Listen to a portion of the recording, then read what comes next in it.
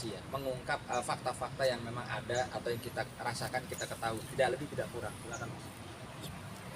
Oke, jadi pada saat saya dihubungi Ferry, saat itu dia cuma bisa sedih mengatakan Ical tolong API sekarang lagi diperiksa pada saat itu masih di kota, jadi belum di Polda, masih di Polres. Saya bilang kenapa, ada apa? Iya, API berantem sama Kavena. Berantem kenapa API?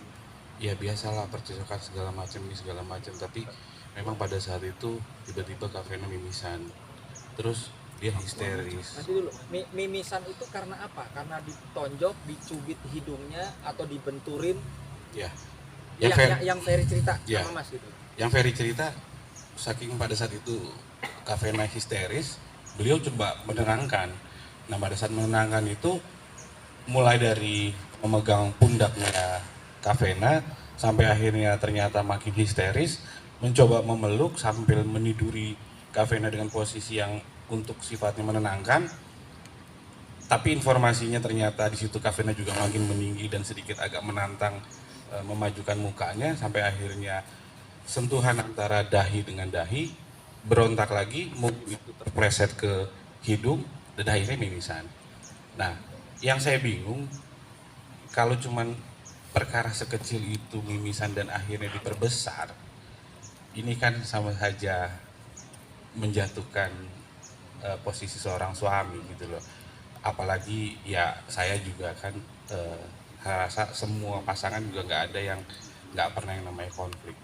Nah kalau sekedar mimisan dan akhirnya ini diperbesar, yang kami hari ini keluarga juga makin lebih bingung.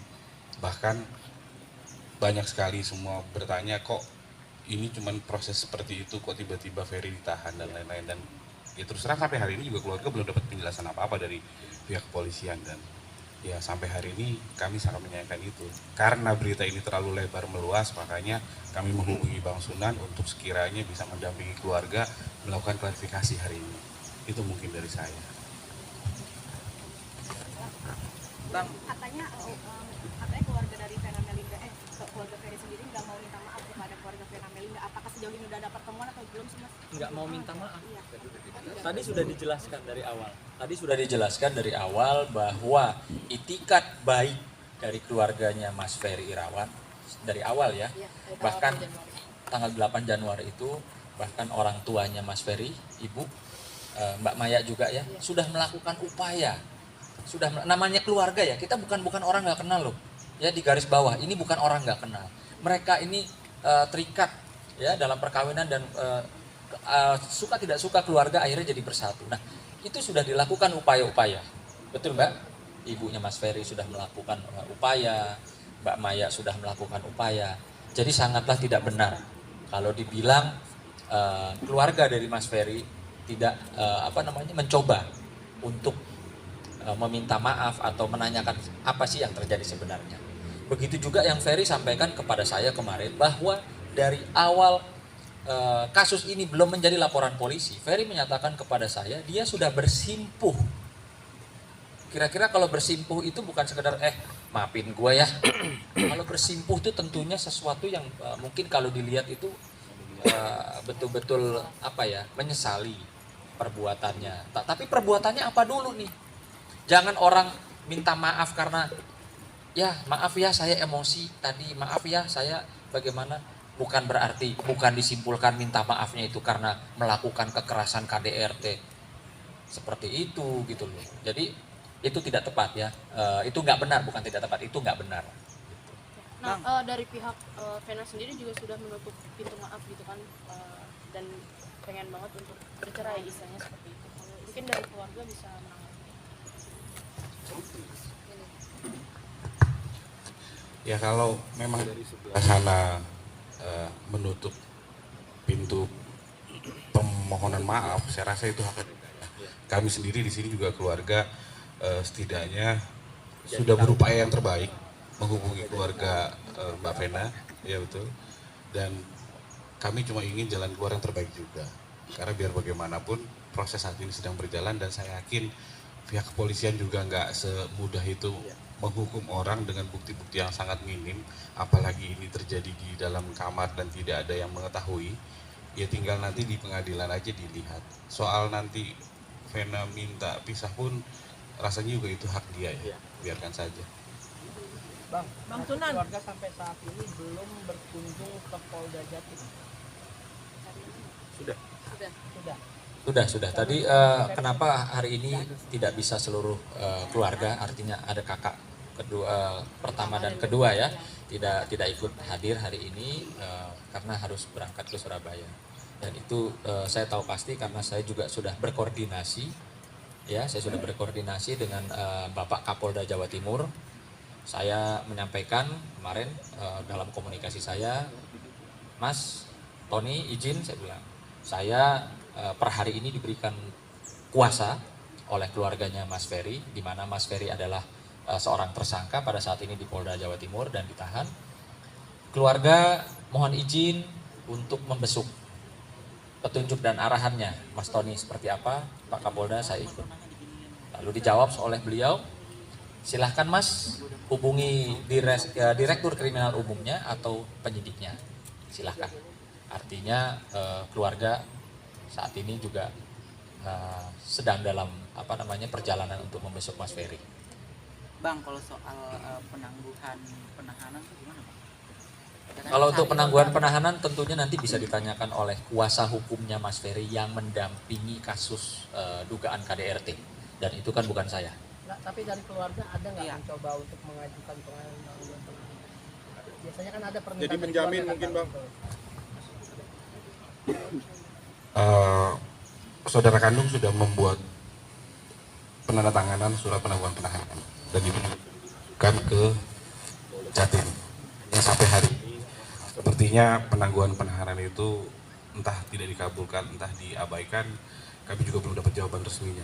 Berarti keluarga ada ya mengajukannya? Ada, keluarga kandung ada. Ya, dan mudah-mudahan itu dikabulkan. Mbak Maya, beredar video-video Ferry yang minta izin, minta maaf ke Vena, ini beredar banyak. Dari pihak keluarga sendiri menanggapinya seperti apa sih dengan beredarnya itu, kan artinya tanpa diketahui oleh dari pihak Ferry sendiri? Menyebarnya video itu.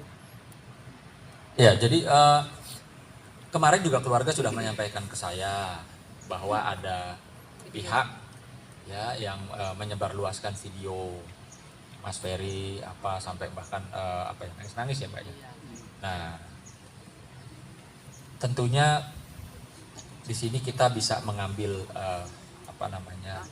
satu contoh ya.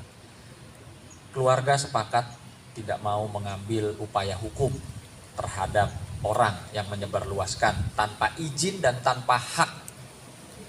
Ya, tanpa izin Mas Ferry dan tanpa hak. Keluarga sepakat tidak mau melaporkan. Artinya di sini kita bisa menilai, melihat bahwa keluarga besar Mas Ferry itu seperti apa. Yaitu legowo kalau saya bilang. Bukan ingin memperkeruh suasana, bukan ingin mengambil momentum, bukan ingin naik panggung atau pansos dalam persoalan ini seperti yang digembar-gemborkan oleh pihak sebelah. Ya, padahal jelas secara hukum saya nyatakan itu dapat diduga dan dapat dijerat dengan pasal-pasal undang-undang yang diatur dalam undang-undang ITE, bahwa tanpa hak, tanpa izin menyebarluaskan, menyebabkan Ferry itu malu, keluarga besarnya malu, itu bisa ya kalau memang keluarga mau melaporkan. Tapi sampai detik ini tidak ada niatan dari pihak keluarga ingin memproses atau melakukan upaya-upaya hukum terhadap siapapun yang mengedarkan video-video yang dianggap bisa berdampak tidak baik kepada Ferry dan keluarga. Ya, tapi Bang, kalau seandainya dari pihak sana sendiri itu tidak terpengaruh dengan ucapan Bang Sunan bahwa mereka bodo amat gitu, terserah mereka mau lapor kayak enggak, dan mereka tetap akan memperkarakan kasus ini, gimana Bang? Artinya tetap kasus akan berjalan meskipun ini, apakah dari pihak keluarga Ferry sendiri akhirnya berubah pikiran untuk mengajukan itu atau gimana? Mungkin perlu saya penjelasan dulu ya, karena tadi kan klarifikasi dari keluarga sudah begitu banyak menyampaikan kepada publik Nah yang kita hadapi sekarang ini sebenarnya persoalan ini kan persoalan privat, persoalan dalam rumah tangga. Tetapi berita yang beredar kan sudah kemana-mana. Nyangkutnya bukan lagi ke pokok persoalan, tapi ke sisi-sisi lain yang justru mengakibatkan kerugian. Bahkan keluarga juga diseret-seret dalam urusan ini.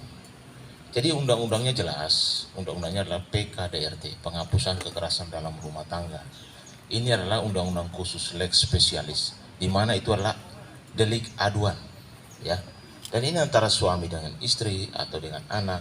Dan yang terjadi, ya, pertama-tama kita prihatin terhadap kakak Vena yang saat ini mengalami dugaan KDRT. Tetapi kita juga harus objektif. Masyarakat Indonesia ini harus cerdas melihat persoalan. Jangan kita terpaku bahwa ini sudah terjadi nih kekerasan dalam rumah tangga. Tetapi kita harus dilihat dulu dari sisi-sisi lainnya. Sebenarnya masalahnya apa gitu loh, sehingga terjadi persoalan seperti ini. Apakah kekerasan fisik, apa kekerasan psikis? Nah yang dilaporkan itu kekerasan fisik dan psikis. Kalau kekerasan fisik, udah pasti kan ada visum, ya kan, yang harus diperlihatkan. Apakah itu kekerasan yang menyebabkan korban itu mengalami berat, luka berat, ringan, sedang? Nah itu nanti dari pihak kedokteran yang akan menjelaskan. Yang kedua, kalau soal psikis, ini juga tidak gampang karena harus melakukan komunikasi dengan psikolog, ya kan, dengan dokter, sehingga keluar rekomendasi bahwa yang bersangkutan mengalami kekerasan psikis, ya. Jadi biar jelas dulu, kita kembali ke konten persoalan undang-undangnya dulu. Kita tidak boleh melebar kemana-mana, apalagi kita menggiring opini ya kemana-mana, justru sudah merembet ke masalah keluarga Ferry. Nah yang di sini saya mau sampaikan bahwa dalam urusan rumah tangga, kasus privat seperti ini, biasanya kepolisian itu bahkan kejaksaan itu membuka ruang, namanya restoration of justice, ya kan, ruang untuk bermediasi, ruang untuk bisa berdamai. Nah ini yang sekarang lagi dibangun oleh keluarga Ferry untuk supaya bisa berkomunikasi dengan keluarga daripada Vena ataupun dari Vena sendiri, apakah ini masih bisa, keluarga ini masih bisa bersatu atau tidak, atau masih bisa didamaikan atau tidak, ya kan? Pihak sebelah nutup diri. Jadi jangan sampai ada pihak-pihak lain yang justru yang tidak punya tanggung jawab atau orang lain yang ikut di dalam urusan ini, karena urusan ini urusan privat. Kalau soal Mas Ferry melakukan tindakan kekerasan, sekarang kan tersangka dan ditahan, ya, tersangka ditahan. Udah pasti polisi sudah memiliki alat bukti yang cukup. Tapi persoalannya, ya, untuk seorang Ferry Irawan ke depan seperti apa? Kan ini kan keluarga juga pasti akan melakukan upaya-upaya. Apakah upaya hukum atau upaya-upaya lain seperti komunikasi, mediasi dan lain sebagainya pasti akan dibangun untuk supaya Mas Ferry itu bisa mendapatkan hak-hak hukumnya. Jadi di dalam hukum itu korban, tersangka itu punya hak-hak hukumnya yang dilindungi oleh undang-undang. Jadi jangan kita menjustifikasi seseorang yang mana kita juga belum tahu keterangan yang sebenarnya, ya, bahwa seseorang itu sudah langsung kita justifikasi ini pelaku KDRT. Karena ketika belum ada putusan pengadilan yang ingkrah, berarti seseorang itu belum kita katakan bersalah, tetapi masih dalam tahap dugaan kalau di kepolisian. Makanya kalau nanti di kepolisian, polisi itu kan punya kewenangan, ya, menahan 20 hari ke depan. Nanti kalau misalnya 20 hari ternyata berkasnya masih belum, akan ditambah lagi oleh waktunya 40 hari ke depan. Nah itu adalah bagaimana polisi juga punya kewenangan untuk supaya bagaimana membuka ruang untuk restoration of justice tersebut. Bahkan di kejaksaan pun sudah boleh melakukan restoration of justice. Makanya di sini kami menyampaikan supaya opini publik itu harus seimbang, harus objektif melihat persoalan itu, jangan sampai seolah-olah Mas Ferry itu adalah seorang penjahat besar gitu.